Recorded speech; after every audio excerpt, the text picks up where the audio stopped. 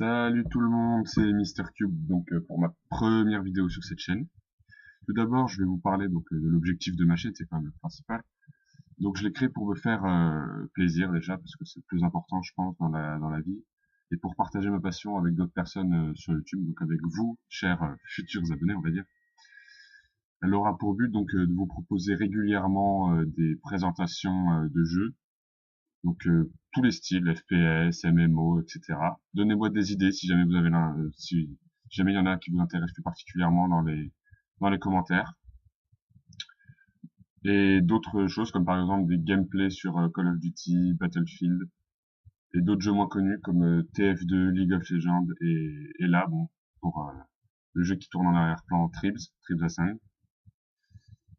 Ou encore des tutos sur Cinema 4D. Si ça vous intéresse, dites-le moi dans les commentaires. Je suis pas encore très expérimenté là-dedans, mais j'apprends vite et ça m'intéresserait. Enfin, ça me ferait plaisir de partager ce que je sais avec vous.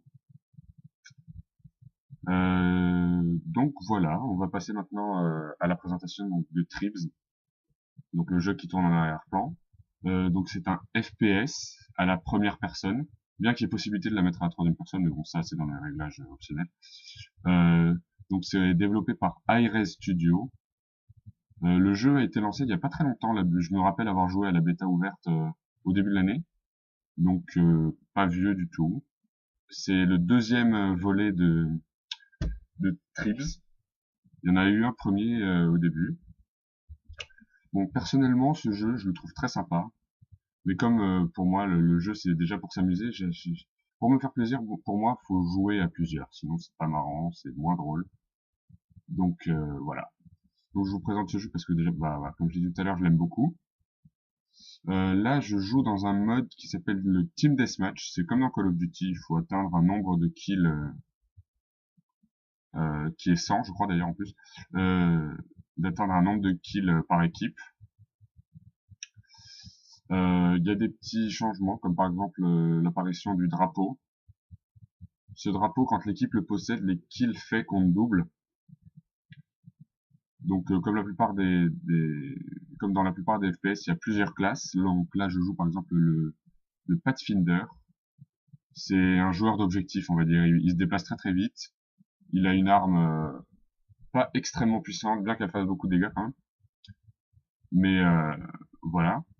Il y a d'autres classes comme le sniper. Bon, ça c'est classique du FPS. Il y en a partout. Pour moi, c'est ma classe favorite, mais pour être sûr de faire un gameplay pas trop pourri, bien qu'il soit pas magnifique, j'ai préféré jouer une classe que je maîtrise à peu près.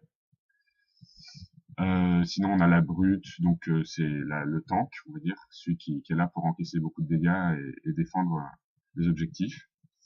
Après, il y a plein d'autres choses sympas comme les techniciens ou on va dire les espions, c'est des infiltrateurs, ils sont là pour, ils peuvent se rendre invisibles, poser des mines, etc.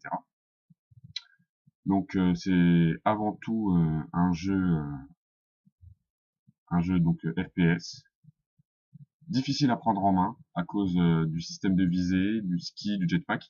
Donc le système de visée, c'est les projectiles descendent, enfin comment dire, sont soumis à la gravité, ils ne volent pas tout droit comme dans Call of Duty par exemple. On va dire que c'est comme tous des lance-grenades. Il faut viser un peu plus haut. Selon l'arme, il y a plus ou moins d'attraction par la gravité. Donc il y a le système de ski.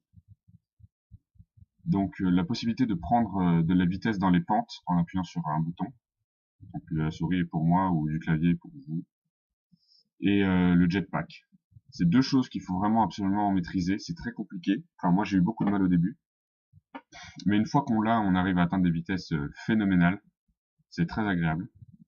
Donc un aspect très important pour moi du jeu, c'est quand même un free-to-play. Donc je sais pas si vous remarquez, mais les graphismes sont magnifiques. Vraiment pour un free-to-play, c'est vraiment magnifique. C'est le seul point positif pour moi. Le seul point négatif, excusez-moi. Je sais plus ce que je dis parce que bon, je suis stressé.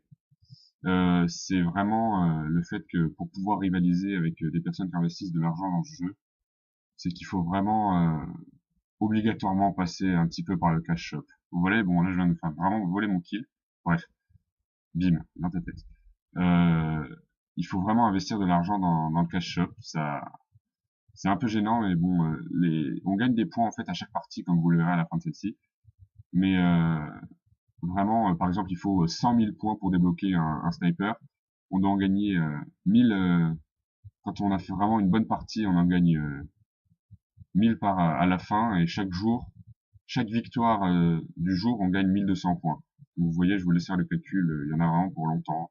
Il faut vraiment beaucoup jouer pour débloquer des armes, donc c'est compliqué. C'est pour ça que moi personnellement, je suis pas passé par le cash shop parce que j'ai eu la chance de jouer à la bêta fermée. On a eu des codes permettant de débloquer des armes, comme là par exemple une arbalète, c'est donc une arme qu'on peut acheter normalement, qu'on peut débloquer grâce au cash shop pour le Pathfinder. Donc j'ai eu la chance d'avoir ces codes, ça m'a permis d'éviter de devoir acheter. Bref, en plus j'ai pas de carte bleue et puis mes parents, je suis pas certain qu'ils soient très très chauds pour passer des sous dans les jeux. Donc c'est seul point négatif pour moi. Mais sinon très beau jeu, donc vraiment très dynamique. Ça c'est vraiment un jeu, c'est vraiment un mode de jeu bourrin, hein. Normalement il y a des choses comme du capture de drapeau, des choses comme ça. C'est beaucoup moins bourrin. Voilà, donc on a gagné. Donc vous voyez la petite icône, j'ai eu ma first win of day, donc ma première victoire du jour. Voilà, hop. Et j'ai fait un score plutôt pas mauvais. Donc voilà, je vous laisse. Salut!